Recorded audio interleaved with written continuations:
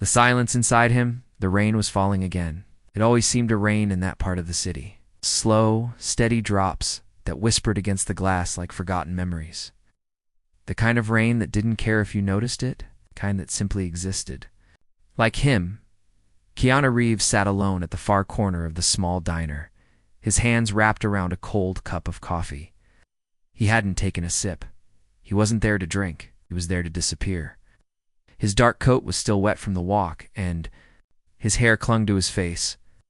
His eyes, once filled with light and stories, now stared into nothing. He didn't speak to anyone anymore, not since the accident, not since everything changed. It had been 6 months, but time no longer had meaning. Morning or night, sunny or gray, it all blended into one silent film with no subtitles. People still recognized him sometimes. They whispered, they stared, but no one approached. Not anymore.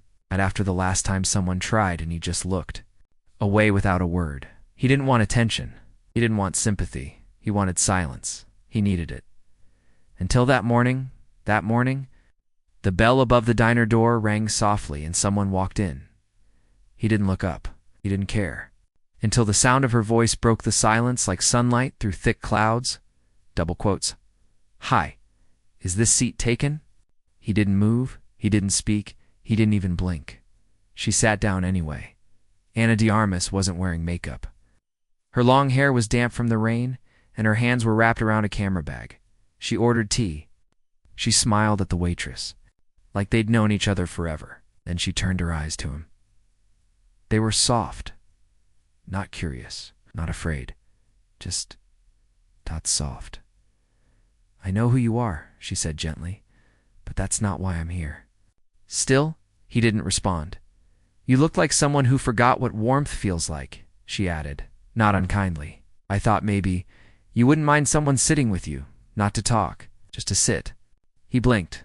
Not much, but it was the first movement in minutes. She didn't ask questions. She didn't push.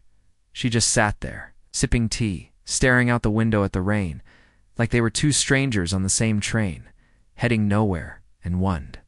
That's how it started. Not with a word, not with a spark, but with quiet company. Keanu turned the next morning. He didn't know why. The coffee still tasted like rust. The rain still fell. The world still felt distant. But a small part of him wanted to see if she'd come back. She did. She walked in at the same time. The same bag, the same smile. She sat across from him again without asking. "You don't have to talk," she said, "but if you do, I promise to listen." She kept her promise. For the next week, she told him stories, not about Hollywood, not about fame, about her dog, about her grandmother in Cuba, about learning to ride. A bike too late and scraping her knees, and every time she laughed, something inside him cracked. Not painfully, not yet, just a little, like the thawing of old ice. He didn't speak. But one morning, when her tea arrived, too hot, he slid the sugar jar toward her without looking up. She smiled. "Thank you," she whispered. And for the first time in months, he nodded. It was raining harder now. A storm was coming. The city trembled beneath it. Ana sat across from him again, her camera bag open beside her. She had taken a photo of the sky earlier. He watched her stare at it like it meant more than it should. "Do you believe in signs?" she asked softly. He didn't answer. She glanced at him. "I do. Not always, but sometimes." Looked down at the sugar jar, then at her hands. They were shaking. He frowned. "Are you okay?" His voice was rough, dusty, like a road not walked in years. Ana froze, her eyes slowly lifted to his. She didn't smile, she didn't laugh, she just nodded, and her voice broke as she whispered, "I am now." He didn't know what made him speak. Maybe it was her kindness. Or maybe it was the way she never demanded anything from him. Maybe it was because someone had finally seen him not as a star, not as a story, but as a man sitting in the rain. They sat there for hours, talking. Not much, but enough. Enough to feel like the silence was fading. A week later, she didn't show. Up, he waited. The rain came again. The bell above the door rang for others, but not for her. Not that day, not the day after. Keanu's hands shook as he sipped his coffee. It wasn't just about the silence anymore. Now it felt like something was missing, something important. He didn't know her well, but he missed her more than he thought possible. The third day, he walked out of the diner. He didn't know where he was going, but he had to find her. And for the first time in a long time, he was afraid of losing something again, afraid of losing someone who had reminded him that broken people can still feel light, even in silence, even in rain. The empty Seath city never stopped moving. Cars still rushed past on wet roads. Umbrellas still bloomed like flowers in the gray morning. People still moved with purpose, but not him. Not now. Keanu Reeves stood outside the diner where the silence first broke. The place looked the same. Warm lights, soft jazz, smell of burnt toast and old coffee. But the seat across from his was empty, and it had been 3 days her heart beat slower than it used to. He had learned to live without expecting anything. But this time, something inside him kept whispering that she wasn't just late. She wasn't just busy. Something was wrong. He walked past the bookstore, where she once paused to look at a painting in the window. Past the park where she once mentioned. She walked her dog when she was in town. His hands were cold. His chest felt heavier, and he didn't know what to do with the fear growing inside him. He found the clue by accident. On the corner near a small flower shop, he saw a poster. It wasn't big, but he noticed it. A small gallery exhibit photographs by Ana de Armas. The opening was tonight. He stared at the name for a long time. His fingers traced the print as if it could speak. Back to him, he turned and walked. Home. His suit had dust on it. It hadn't been worn since the funeral. He didn't like wearing black anymore, but he had nothing else. Still, he wore it. He combed his hair. He looked in the mirror and barely recognized himself, but when he stepped into the gallery that night, he didn't feel like an actor. He felt like a man trying to find someone who made the silence bearable. The gallery was small, white walls, soft music, few people milling around with glasses of wine. The photographs were stunning. None of them showed faces, only emotions. A cracked window, letting in a sunbeam, a pair of shoes on a beach, a coffee cup beside an empty chair, and then ... He saw a photo of the diner table, his table, their table, the sugar jar, his hand, just barely reaching toward it. He froze. He didn't even know she took that then. A voice came from behind him. I wasn't sure you'd come. He turned. She was there, Anna, wearing a simple blue dress, no makeup, her eyes red like she'd been crying, but her smile still gentle. Where were you? He asked, softer than he meant to. Her eyes dropped. My mother got sick. She lives in Havana. I flew out the next day. I left so fast I forgot to say goodbye. His heart sank. Not because she left, but because she had been hurting. Alone. He stepped. Closer, not too close, just enough to see her face clearly. How is she now? He asked. Anna nodded slowly. She's okay. Better. But I stayed longer then. I planned. There was a pause, long enough to feel like a question. He filled it. I waited. She blinked. You did? He nodded. Double quotes. Every day. Her hands trembled as she covered her mouth. I didn't think anyone would notice. He gave the smallest smile. I noticed. They walked out of the gallery together. Neither of them spoke. They didn't need to. The city air was cool and smelled of rain again. He offered her his coat. She took it. Not like a gift, but like a moment shared. You said once. He murmured that you believe in signs. She glanced at him.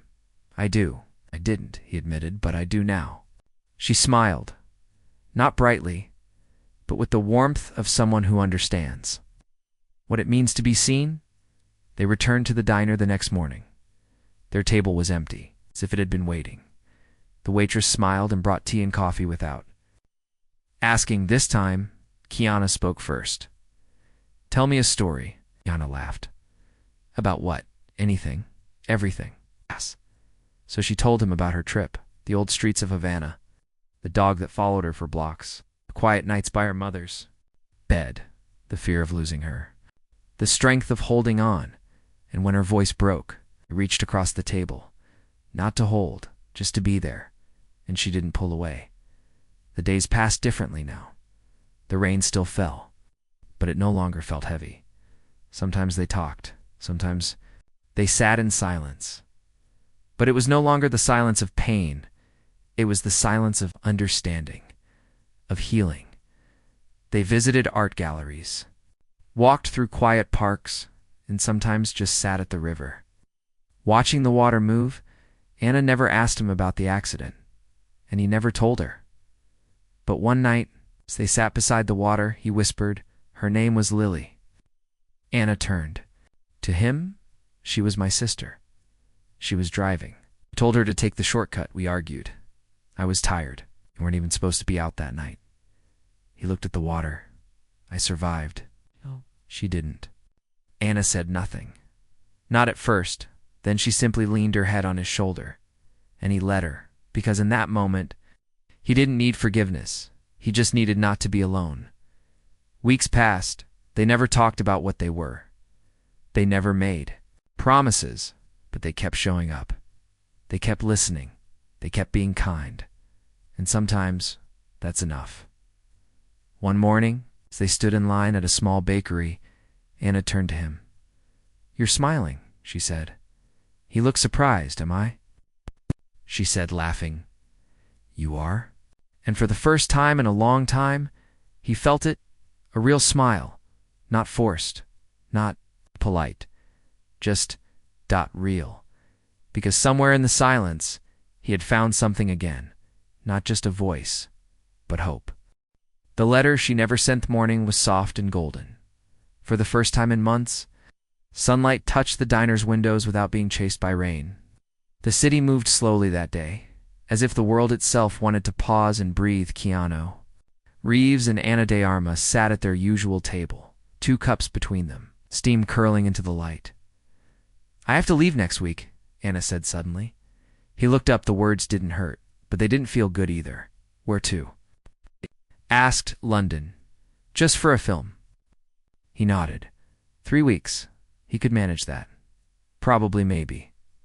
She leaned forward slightly, but this time I'm leaving a note. His lips tugged into a smile. She had remembered. He reached into his coat pocket and handed her a pen. She blinked, surprised. What's this? For the note, he said softly. I'll use it, she promised. Tucking it into her bag, and that was all. No drama, no big goodbye. Because neither of them believed in endings anymore. Only pauses. Anna left on a Tuesday. He didn't go to the airport. They had both agreed on that. It was easier that, cleaner. But the diner felt different without her. Quieter in a way that wasn't peaceful. He still came every morning. Still ordered coffee. Still sat at their table. He brought a book sometimes. But he never read it. He just waited. Counted the days. And tried not to let the shadows return. Then, one morning, the waitress handed him a small envelope. No stamp. Just his name, handwritten in soft blue ink. His fingers trembled as he opened it. Inside was a letter. Not long, but every word sank deep. Dear Keanu, if you're reading this, then I'm already.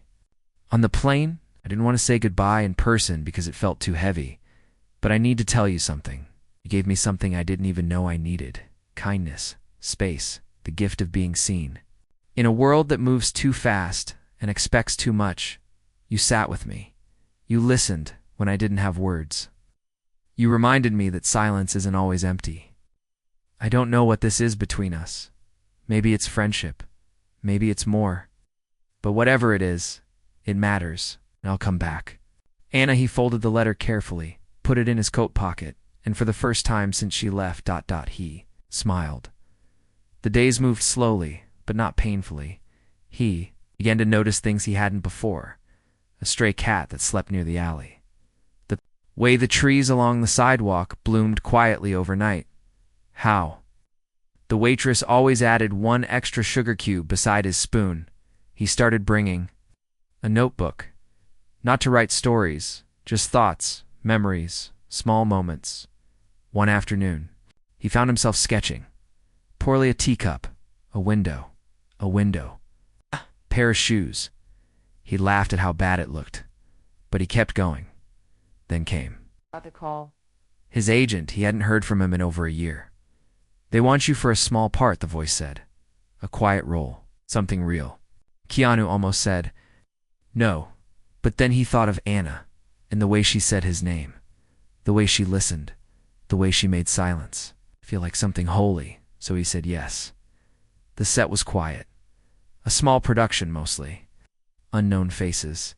He liked that. The director gave him space. No pressure, she said. Just bring yourself. And for once, he felt ready not to perform, not to pretend, but to share. He finished filming in 2 weeks, and on the last day, sat in his trailer and pulled out Anna's letter. Again, he read it slowly, then wrote one of his own. Short, simple. I don't know what this is either, but I want to find out. When you come back, let's keep walking, even if it's slow, even if it's uncertain. I'm here. Keanu_. He didn't send it. Not yet. He folded it and placed it beside. Hers. Some words need time. Some feelings need air. On the 19th day, she returned. He was already at the diner when she walked. In same time, same table, same bag over her shoulder, she stopped in the doorway. He stood up for a second. Neither of them moved. Then she smiled, and he smiled back. She slid into her seat. He pushed the sugar jar toward her like always. Did you read it? She asked. Double quotes. Yes, he replied. Did it scare you? He paused. A little. Me too, she whispered then, after a long moment. She reached into her bag and pulled out something small, his pen.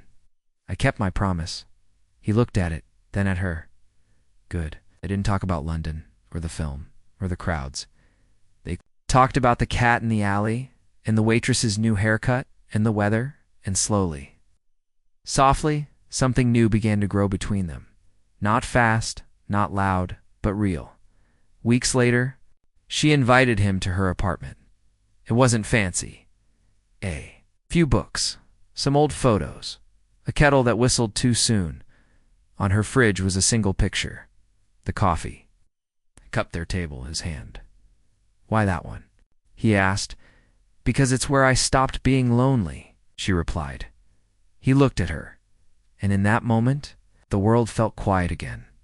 But not the kind of quiet that comes from pain, the kind that comes from peace and maybe ... from love.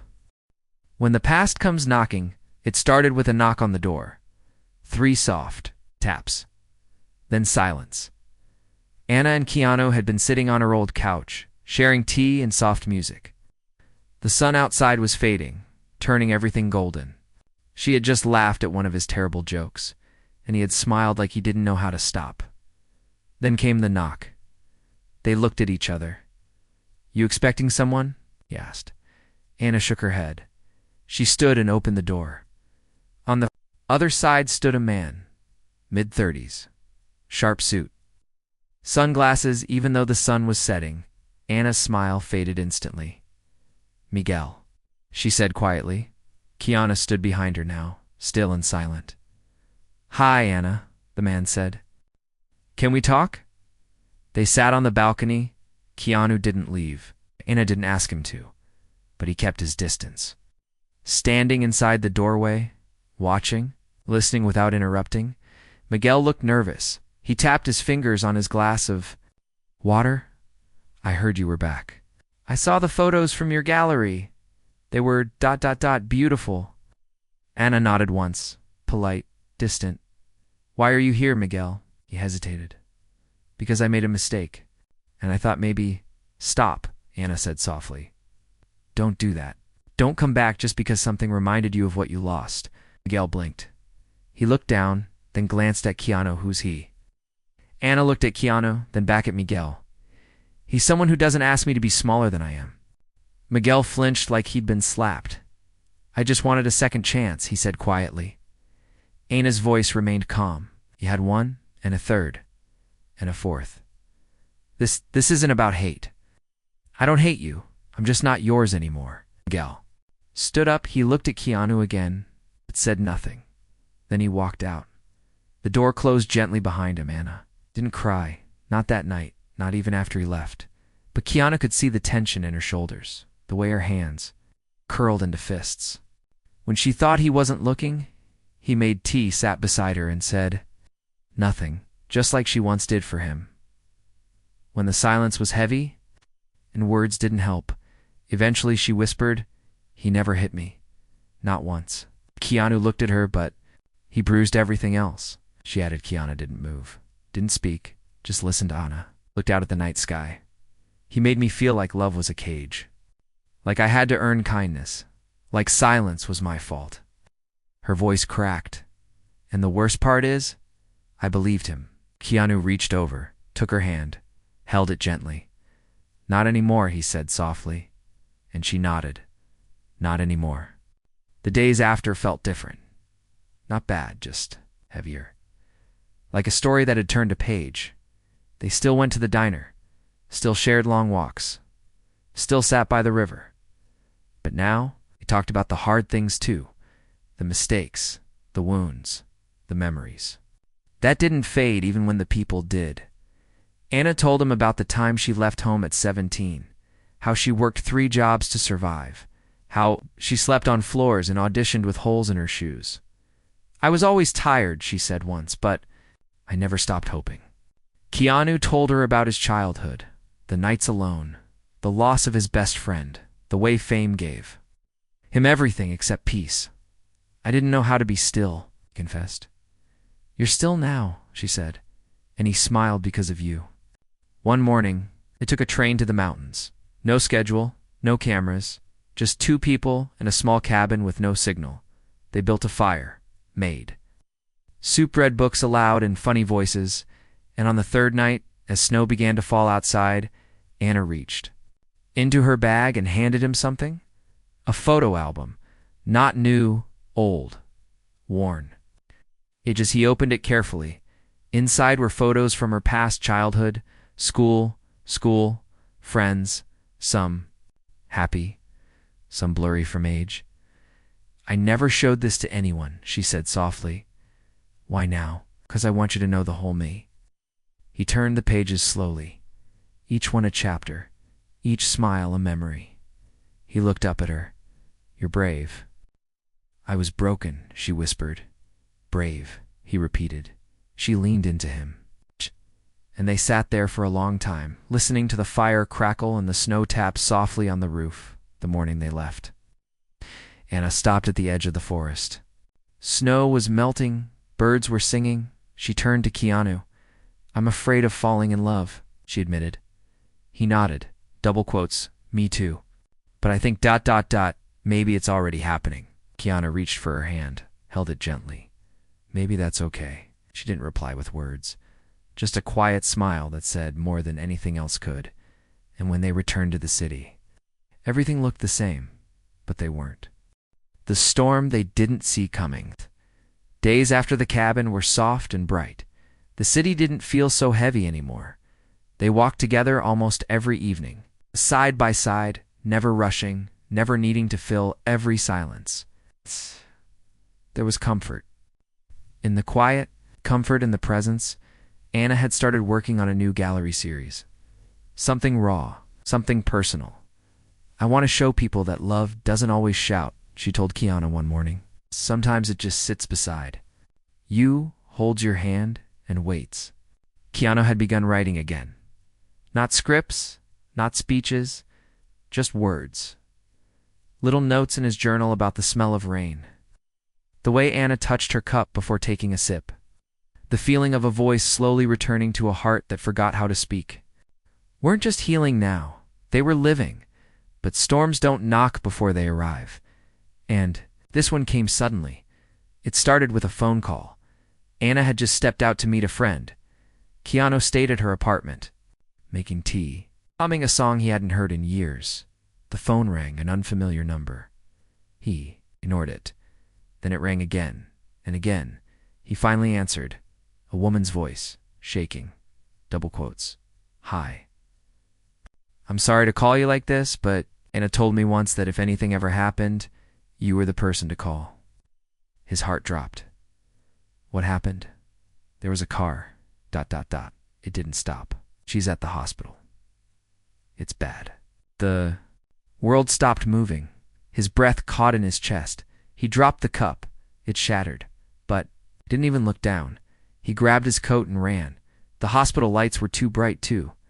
White, they made everything feel unreal. He asked for her name. Was told to wait. He waited. Hours blurred. Doctors came and went. Finally, someone brought him to a small room. Anna lay in the bed, unconscious.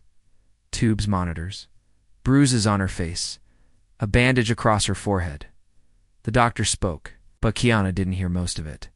Something about swelling, something about fractures, but all he could see was the stillness of her, the quiet that wasn't peaceful this time. He sat beside her, took her hand. It was cold, not lifeless, but far from warm. He leaned forward. Come back, he whispered.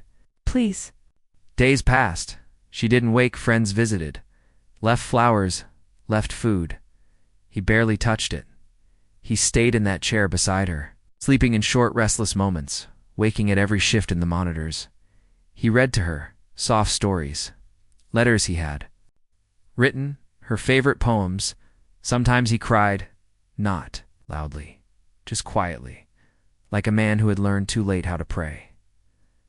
On the fifth night, placed a photo beside her bed, their table at the diner, the sugar jar between them, his hand reaching out. You? Once said that silence isn't always empty, he whispered. But this one is. This one is too loud. He brushed her hair from her face. You saved me when I couldn't speak. Now I need you to open your eyes. Please, Anna, just once. Nothing. But he didn't stop hoping. On the 7th morning, the nurse called his name. He ran into the room. Anna's eyes were open, just barely, but open, and they were looking at him. He froze. Hey, he whispered, afraid it might break the moment. Her lips trembled. She tried to speak, but no sound came. He leaned close. Don't talk. Yet just rest. Her eyes blinked slowly, then closed again. But it was different this time. Not unconscious. Just tired. Just healing. The recovery was slow, painful, frustrating, but she was alive. She stayed in the hospital for weeks, learning to walk again, to eat, to smile without wincing. Keanu was there every day, reading, laughing, sitting, loving. One night, she turned to him and asked, Why didn't you leave? He didn't blink. Because I already lost too many things I loved. She reached for his hand, held it tightly, and for the first time in a long time, she felt safe. When Anna finally returned home, everything looked smaller. She moved carefully, quietly. Keanu cooked dinner. They ate in silence, but not the painful kind. Just gentle, quiet after dinner. She walked to her bookshelf and pulled down a small box. I was saving this, she said, for when I was ready. She opened it. Inside were letters, dozens of them, all written to herself. Some angry, some hopeful, some scared. She handed one to him. Read it, she whispered. He did. Dear Anna, you are not broken. You are not hard to love, or not the silence people leave behind. You are the light that stays, even in storms. Keep going. Someone will sit with you and see you. He looked up, his eyes wet. You wrote this before we met? He asked. Months. Before, she replied. He folded the letter carefully. You were right about what? Someone did see you. She smiled, and I saw him too. They sat by the window that night, watching the city lights. Her head rested on his shoulder, his arm wrapped around her gently. No promises, no big speeches, just two people who had been broken and chose to stay again and again and again. The promise of quiet forever seasons began to change. Leaves turned gold and red, falling softly onto the streets like little reminders that everything changes. Even pain, Anna walked slower now, not because she was weak, but because she noticed. Things the way the wind moved through trees, the way strangers smiled if you smiled first, the way Keanu always walked just one step behind her, as if ready to catch her at any moment. They didn't talk much about the accident. Anymore, they didn't need to. He had been there through every part of it. He had seen her in pain, in silence, in fear, and he stayed. Every step, every breath, every hard, quiet moment, and now we're both different. Not broken, not fixed, just ... different, stronger in the softest ways. One quiet Sunday, they returned to the diner. The waitress gasped when she saw Anna walk in. "You're back," she said. Hugging her gently, Anna smiled, leaning into the hug. "I told you I'd be." Their table was empty. Waiting, they sat. No words for a while, just the clink of cups and the soft hum of music. Keanu reached into his coat, pulled out a small, enfolded piece of paper. Anna looked curious. "What's that?" "It's a letter I wrote for you," he said, "when you were in the hospital. The one I didn't know if I'd ever read to you." Her eyes softened. He unfolded it and read it aloud. "Dear Anna, if you wake up, and I hope you do, know that the world waited for you. Light, the sound, the people who love you.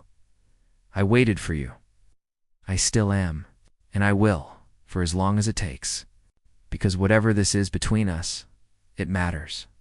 You matter." Anna wiped a tear from her cheek. "I'm awake now," she whispered. "I know," he said, and he smiled. Their love never looked like the movies.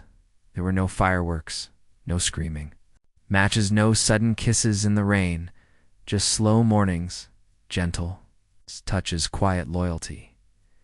Anna opened her next gallery 6 months later. She called it The Stillness Between.